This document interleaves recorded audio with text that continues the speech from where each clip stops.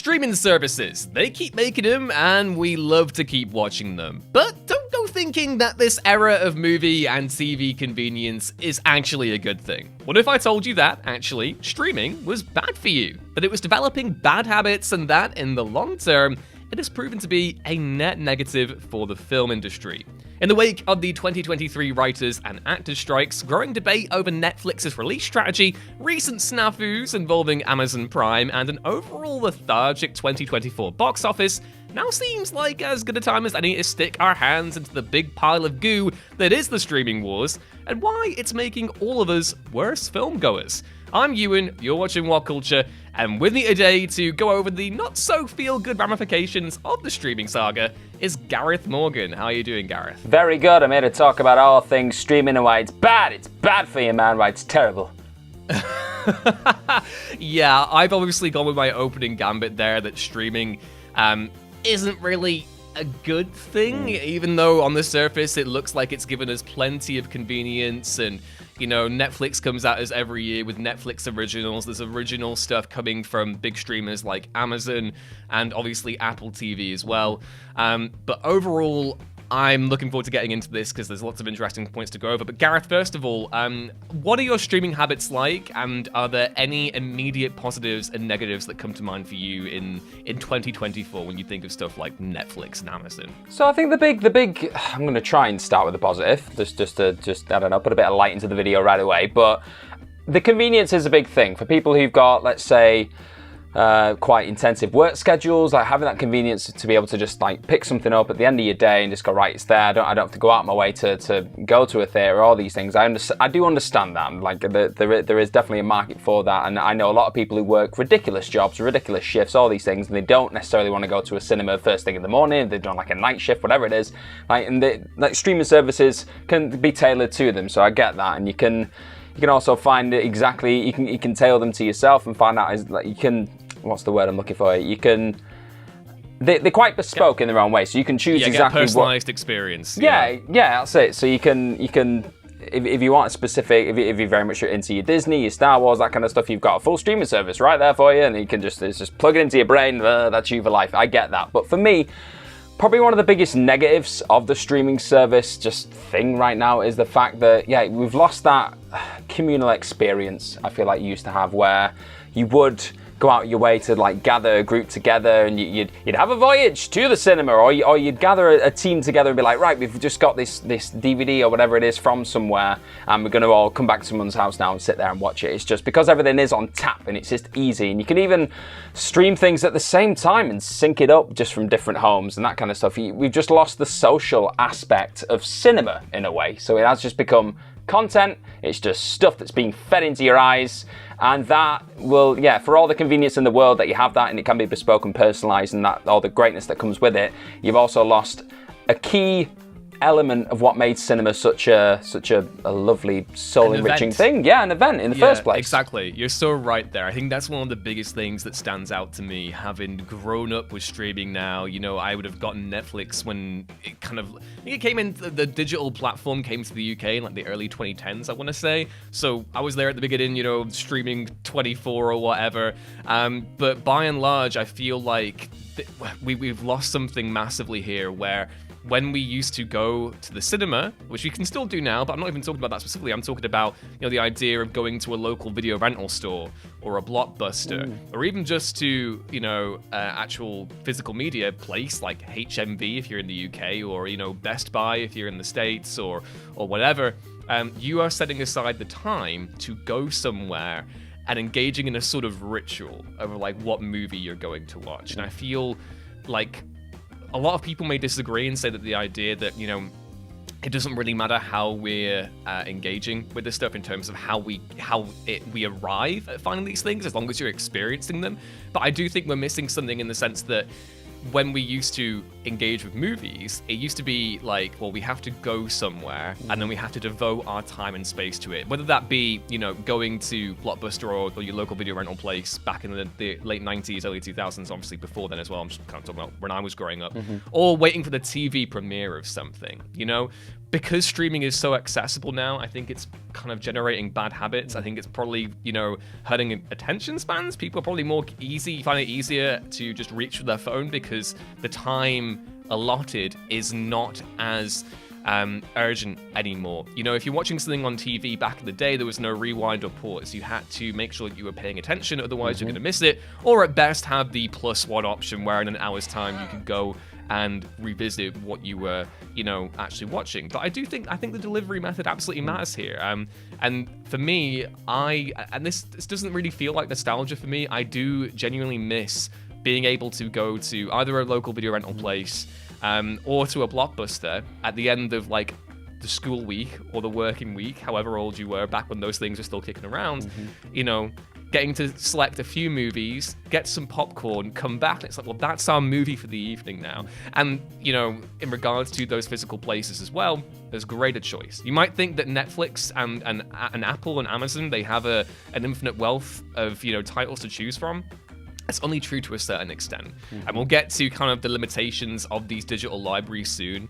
But I don't know, Gareth, did you have similar experiences growing up where the event was important as kind of like devoting that time to watching that? And again, we had VHSs as well. So we had to rewind the tapes back to the beginning and make sure that we could, go from there. Yeah. And if you wore out that tape, if you rewound it too much, you're in trouble. You had to go again. It's that thing that you're saying. It's... We had access. We did have home video. Like we did have that. Like I was my introduction into cinema, you could say, was Star Wars. Sitting there on every Sunday night and sitting there with my father, like just recording it off Sky Movies and doing that. And you'd sit there and you'd have that. And we had those tapes, and that was a real formative experience for me. Probably set me down the path of where I am now. And then other things like we had a weird system back in the day. Obviously we had your Blockbusters. We had the corner shop that had the video. Every single corner shop. You didn't have rows of beer and crisps and things like that, or chips. You didn't have that. You had videos everywhere, and then eventually DVD. It was brilliant. It was a cool system. But we also had a person who used to drive around our neighborhood, and in the back of their car they popped the lid and they had loads of videos in the back. It sounds really sketchy when you say it out loud, but they had those videos there, and you'd go over with your parents and you'd be like, okay, the movie man is visiting. He's here, the movie man. And then he had some sweets. Oh no, it sounds weird now. Yeah, no, he had all these videos, and I remember getting Like Mike, and that was my video of choice. I think we all got one, and then we'd sit there as a family throughout the week and go, right, it's your movie this day, it's your movie this day. And it was, again, it's this communal experience thing, and it really, I don't know, I think it really informed my love of film because I associated it with those experiences and just that coming together as a family. It was like sitting there for Christmas dinner, do you know what I mean? It's one of those things where you're just all together, all chatting, all talking about a movie, and I think that we've lost something there massively, and it's too convenient, I think, is like the main thing from that. But I also think that the other issue, we mentioned, kind of touched on it briefly just then, is that I think that streaming is making us less curious. I think it's making audiences less enthusiastic. Well, I'm going to go off a personal anecdote from you right now. So back when I was using exclusively just streaming about, 6 years ago, I would happily, it's great in the moment because you're paying a fee and you're getting all these titles to actually watch, whether it be, TV series you can binge or movies, and you're, developing that and going from there. But at a certain point, you get to a point where you've seen so many films that the streaming services just aren't stocking, and you begin to notice patterns where they keep on, certain titles come away and then they'll come back.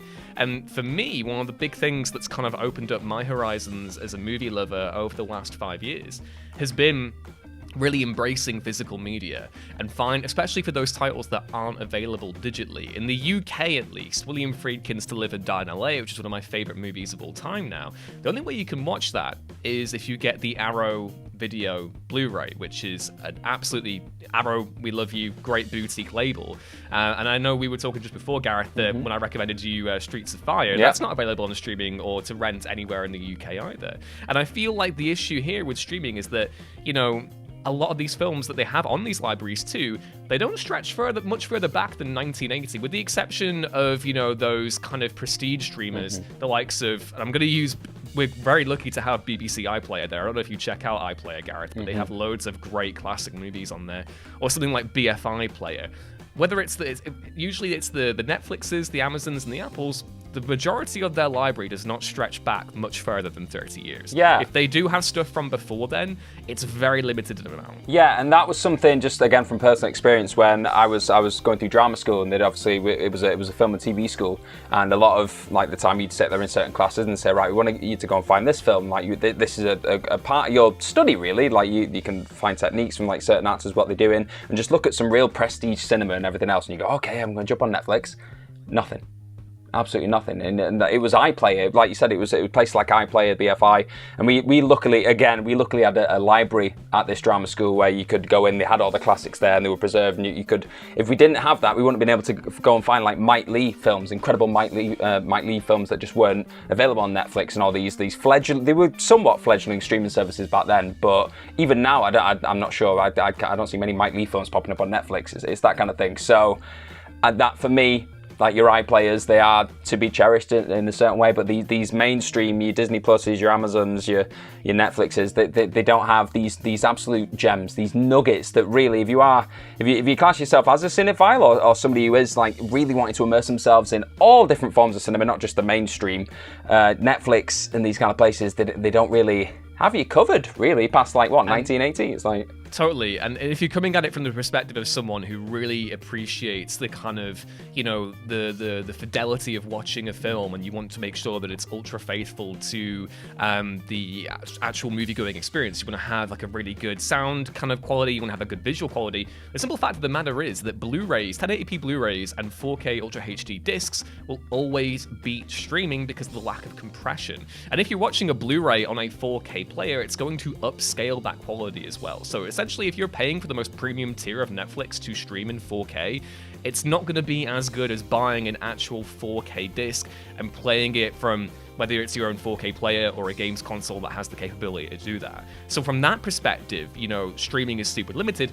And the one other thing I want to mention here regarding the fact that I feel like streaming is making us less curious as movie fans is the lack of special features availability on these different platforms. I don't know about you, Gareth, but when I was growing up and I'd bought a DVD, one of the best things about that was being able to experience director's commentaries, video essays, trailers, bonus features, even stupid playable games that you could have a laugh around with. I have the MIB, Men in Black Blu-ray. There's a game you can play with the worms where you do like a trivia game. It's a great time. But that's all lost on streaming, and the big concern from that angle is that not only are we, denying people, or sorry, not denying people, but sort of removing the ability for people to engage with real authoritative voices on cinema, whether that be the people who created them or the people who have developed a career being, film critics or whatever. That in itself is leading to less of a curiosity in terms of understanding the literacy of kind of like the actual language of film. But I also think it's worse value for money at the end of the day, and it's feeding into newer physical releases too, where they're less inclined to include these bonus features because people on streaming have gotten so used to them. And that's it. And I think we're somewhat spoiled in a sense now that a lot of the old DVD features, the featurettes, these documentaries, the deleted scenes, a lot of them have wiggled their way onto YouTube over the years, and it's one of those things where it's like, okay, they're there, but it just wasn't quite the same experience as sitting there. And again, it's not finite. It's finite as well because they could be copyright struck That's down, and that in itself is really bad for preservation. That is it, exactly. So like again, it's relating back to Star Wars for me because that was my early experience with cinema. I was a Star Wars nerd. I would sit there, go through all the deleted scenes, all these little featurettes, and like find things out. And it just makes you, it helps you develop a stronger connection to these movies. They're not just pieces of content that you're just there and it's in, going to my eyes, fantastic. Next. It's not that you're going, oh wow, this movie, and this is how they made this movie. so glad you made that point, because for a second I want to shout out the Fat and Minus documentary, which everyone should go watch on YouTube because it's I the watch best it thing twice ever. a year at least. I love this documentary. Exactly. But the other thing you mentioned there is the idea of like streaming services, their main priority is to keep our eyeballs on the screen at all times, no matter the cost. And it's why when you finish watching a movie, instead of trying to digest the end credits, the default option on these streamers is to minimize the screen and give you an autoplay option for what you want to watch next. It's like, I've just spent 3 hours watching Lawrence of Arabia. I kind of want to bask and sit with my emotions from having watched that and maybe look at the cast and crew and whatever. But instead, the idea is to keep it churning. Want to keep your eyeballs going on here. And that leads to a disposable kind of approach to movies, which I think is also potentially what we can, partially blame for the rise of the fact that when we go to cinemas now, we're seeing more and more rude behavior, people on their phones or whatever. It's because we're training people to not really pay attention, to have that full kind of, submit yourself to the movie-going experience. And I feel like streaming is a big problem with that. And that's not us being gatekeepers for cinema or the cinemas or anything like that. The opposite, really. We want people to have the proper experience. Yeah, it's people. You want people to come in, respect the area, and treat it like this sacred thing, because then the next time it enriches the entire experience if it is treated that way. If you just sat there on your phone scrolling things, you might as well be at home. And you do see that. It's the viewing habits now have infected people to such an extent that they go to the cinema and treat it like they're in the front room with their feet up, just chatting away to the mate while this epic Dune Part 2 is playing in front of you, and you're like, we're tuning now. Have some respect. Do you not hear the music? Can you not hear the theme?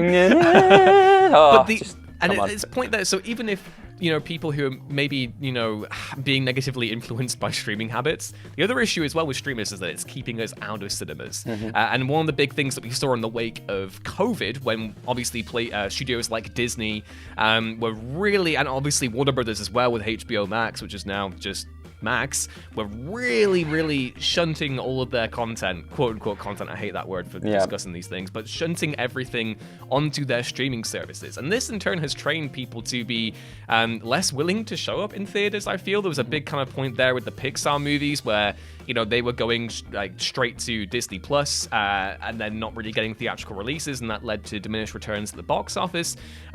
It's a net negative overall, and Netflix's main goal, or a lot of the goals of these streaming services, I think, is that despite putting in and financing amazing films like The Irishman, The Killer from David Fincher, Hitman just recently with Richard Linklater, and then obviously Apple with Killers of the Flower Moon. Even though they're releasing these things in cinemas, it's only very, very temporarily. Their end goal here is to get people back onto the streaming apps themselves, and that in itself for me is just not only ridiculous from a kind of like art point of view, but it's also stupid business. Like, Gareth, the Knives Out movie in 2019 made over $312 million at the box office, right? Glass Onion was only in theaters for a week, and we have no idea how much revenue that would have given Netflix in terms of new streaming subscriptions or whatever. It's all very financially dubious and vague, and as the writers and actors pointed out when they were striking last year, it feels like a bit of a bubble is developing here, and there's lots of question marks over kind of the sustainability of the streaming model. Yeah, and I think going on top of the financial side of it, just not making a lot of sense, because why wouldn't you want to make loads of money off a film that was such a massive hit in the box office? Like, it probably would have been again. Look at the cast attached. It was a good film, but I think a big takeaway for me coming out of that as well, when you look at all these films that are only having limited theatrical releases, like when you're measuring cultural impact and cultural footprints of these particular movies nowadays, like you look at your Irishmans, the Hitman, recently, The Killer, and Glass Onion, all these films, great movies in their own right, but are they the kind of movies that are going to be remembered now for the next 5 or 10 years? Are you going to remember the experience of it? Would be The Five Bloods, which Spike Lee did during the pandemic, and that when obviously that was kind of a victim of the pandemic overall, but I don't think Netflix ever intended to release that in theaters, and that's one of Spike Lee's best movies, but it kind of got quietly forgotten about. So that is a really good point you raised there in regards to kind of the actual cultural cachet that these movies have now when they go straight to streaming. I feel like when Knives Out came in 2019, we were talking about that forever, but you suddenly, if you put it on Netflix, it just becomes disposable. It's just this thing. Glass Onion's now just I literally went to put Glass Onion on last night and just sat there and went, Yeah, I can't remember watching it. It's not this sentimental thing for me. Whereas the first Knives Out, I'm like, I remember being in the cinema watching this. It was a good time. Like, just I don't know why it does. It just does something to your chemistry, just knowing that you watched it in the cinema for the first time. Like, it's just exactly. I totally agree. We're kind of running out of time with the discussion now. I did want to bring up the Amazon Prime thing that came out the other week about Prime Video Direct and that letting anyone upload stuff to streaming and basically profiting off people like taking the mick out of the system. My main kind of conclusions with all of this is that I think streaming as a whole is a net negative, and I would encourage everyone who is a film fan who has maybe been locked into the streaming services recently, certainly don't like throw them away because they can be great value depending on how you use them, but certainly don't disregard physical media as well, you know, and make sure that you're kind of going to the movies, having those sensory experiences that go beyond just staying on your couch and throwing something on, you know. There's a world of cinema out there that streaming is kind of not opening up to people. So yeah, I think that's one big thing that I would say from this is that I hope people, you know, don't let the streamers have a hold on you. You know, there's loads of films to go out there and discover, like To Live and Die in LA and Streets of Fire, which are both bangers. So yeah.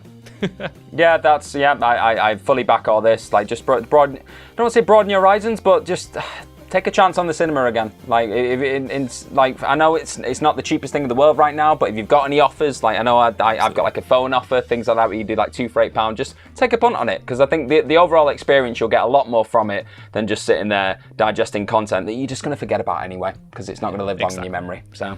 But yeah, I want to know what everyone who's been watching thinks of this whole streaming issue down in the comments below. Do you agree with us or disagree? Please, I want to hear both points of view here because I know this is a divisive subject matter. But either way, please be sure to like the video if you enjoyed it. Subscribe for What Culture for more cool, tasty videos like this every day. I've been Ewan, this has been Gareth, and we will catch you next time. Go watch Streets of Fire. Yes!